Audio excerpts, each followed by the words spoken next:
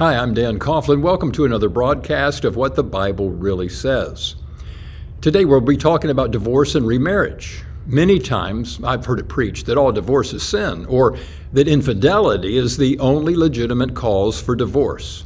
But even then it is a sin to remarry if your ex-spouse is still living. But is that what the Bible really says? It is recorded in several of the Gospels where Jesus briefly touches on the subject of divorce. In the Gospel of Matthew, Jesus is teaching what we typically refer to as the Sermon on the Mount. He mentions many different subjects, and then in Matthew 5:31 and 32, he says, "It has been said, whosoever shall divorce his wife, let him give her a writing of divorcement. But I say unto you that whosoever shall divorce his wife, except for the cause of fornication, causes her to commit adultery.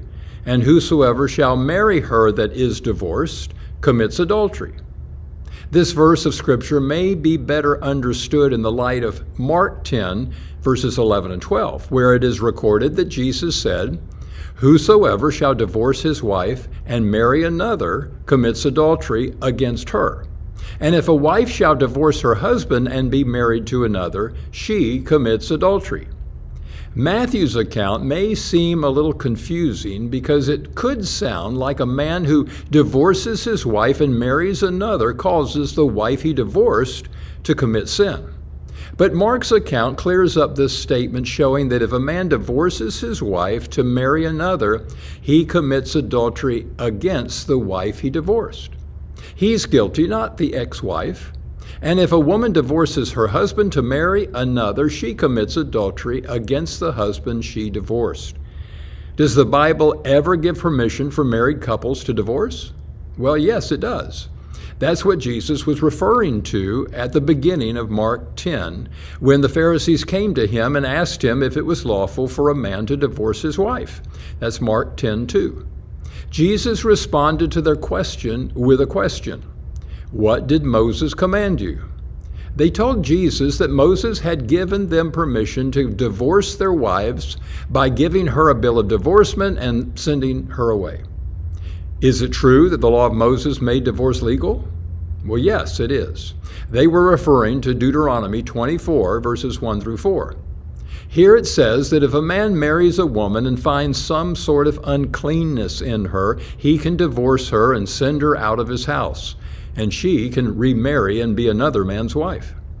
Jesus responded to their answer by saying that Moses allowed divorce, but it was because of the hardness of their hearts. God's plan for marriage was for a man to leave his father and mother and be joined to his wife, and they would be one flesh. Their joining in marriage is of God, and it was never God's intention for them to be torn apart by divorce. Over and over again, Jesus repeats this phrase, "You have heard it said, but I say unto you." In the Sermon on the Mount and other places, Jesus is distinguishing between the letter of the law and the condition of the heart. The law says, "You shall not murder." But I say, if you are angry with your brother, you've already committed murder in your heart. Matthew 5:21 and 22.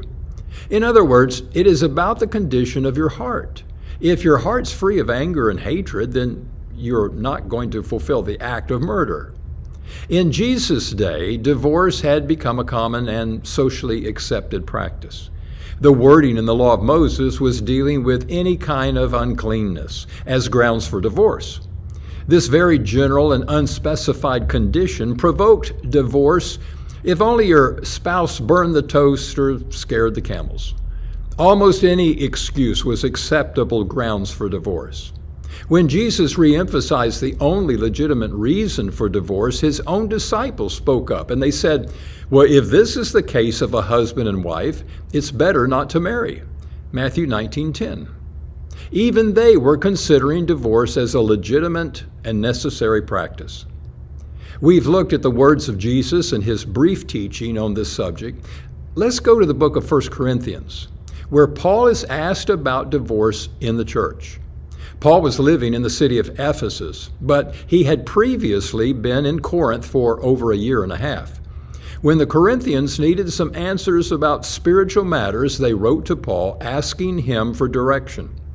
The book of 1 Corinthians contains his answers to their questions. 1 Corinthians 7:1 begins with, "Now, concerning the things whereof you wrote to me." Paul is obviously answering a question about divorce and remarriage in the church.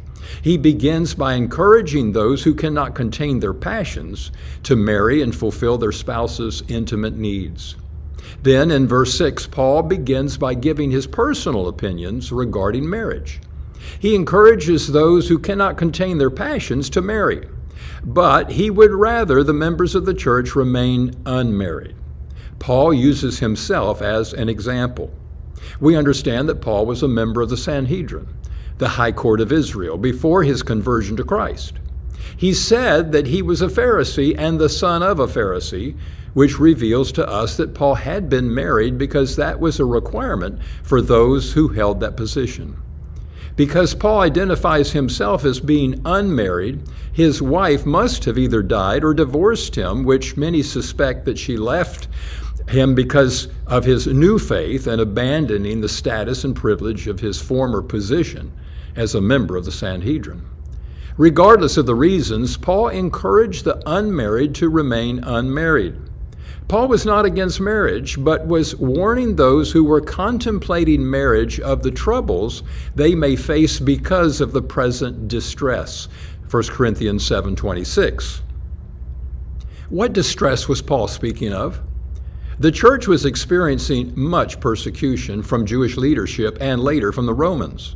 Paul was suggesting that to marry and have children to raise in the current crisis would be very difficult.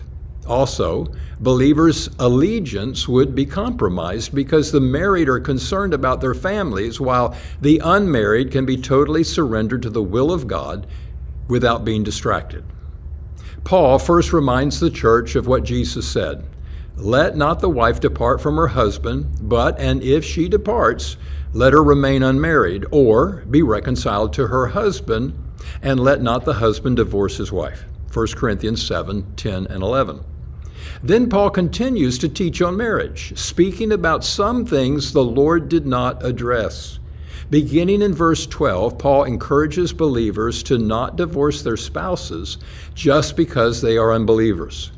Paul says, "Who knows if your godly influence will not bring your unbelieving husband or wife to the Lord?" And then Paul says in verse 15, "But if the unbelieving departs, let them depart. A brother or sister is not under bondage in such cases." What bondage is Paul speaking of here? The Greek word translated bondage means held by constraint of law or necessity. In other words, if you're married and your unbelieving spouse is willing to live with you as a believer, don't divorce them. But if they leave, you are free from that bond of marriage. Then in verse 25, Paul addresses two groups of people. First, virgins, those who have never been married, and encourages them to remain unmarried. Then, secondly, those who are married, they are not to be loosed or divorce their spouses, but if they are loosed or divorced, don't try to seek a wife or husband. So there are two groups of people that Paul is addressing, those who have never been married, virgins, and those who are married. Then Paul says in verse 28 regarding those who are divorced, "But and if you marry, you have not sinned. And if a virgin marries, she has not sinned." So if you have been loosed or divorced from a wife or a husband, or a virgin marries, they have not sinned. Again, let me remind you, Paul is not against marriage. He is only warning those contemplating marriage during a season of great crisis of the added difficulties that they may experience. When Paul wrote to the Ephesian church, he likened the relationship of a husband to his wife as the relationship of Christ to his church. Ephesians 5:31 and 32. "For this cause shall a man leave his father and mother, and shall be joined to his wife, and they two shall be one flesh. This is a great mystery, but I speak concerning Christ and the church." The previous verses in Ephesians 5 reveal how God has purpose for husbands and wives to love and honor one another. Let's go back to 1 Corinthians 7, because Paul addresses one more group of people regarding marriage, and that is widows. In verse 39, the wife is bound by the law as long as her husband lives. But if her husband dies, she's at liberty to be married to whosoever she will. Then Paul encourages the widows who marry only to marry a husband who is a believer. Then one last time, Paul inserts his own opinion. But if she is happier if she abides unmarried after my judgment. That's 1 Corinthians 7:40. Is divorce ever the will of God? Well, no, never, because God knows how painful and detrimental divorce can be. But sometimes, because of the hardness of the hearts of one or the other, or sometimes both, it becomes a necessary option for married couples. Divorce can be sin when it is the result of an adulterous action, but divorce is not to be a label of failure, and remarriage can be a blessing of God's restorative work. I hope this teaching's been a help to you, and you'll join me again for another episode of What the Bible Really Says.